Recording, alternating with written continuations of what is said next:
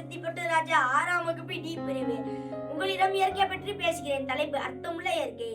வாழ்க்கை சுமையானாலும் ஆசைகளை அவிழ்த்தி விடாதிருக்கும் மனிதர்கள் போல் அல்லாமல் கோடை சுமையானால் இலைகளை அவிழ்த்தி விடுகிறது. மாறாம் கடவுளை வணங்கி கொண்டிருக்காமல் உணவை தேடிக் கொண்டிருக்கும் பிள்ளையாரை சுற்றி கொண்டிருக்கும் எறும்புகள் புல்லை மாட்டையும் சேர்ந்து நினைப்பதில்லை.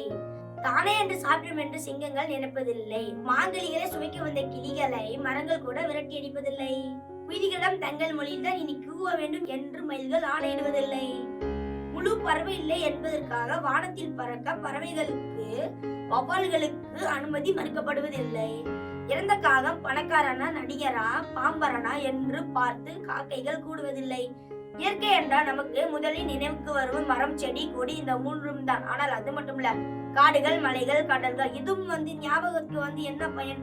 இயற்கையை நாம் பாதுகாக்க வேண்டும். ஆனால் 101% மக்களிடம் இதை பற்றி சிந்திக்கிறார்கள். ஆனாலும் அதை செயல்படுத்துபவர்கள் அந்த ஒரு பங்கிலும் சிலரே. இப்படியே போனால் உலகம் இருக்காது. சிறந்த பெரிய பார்வையான கோளாக மாறிவிடும். மனிதர்கள் இருக்க மாட்டார்கள்.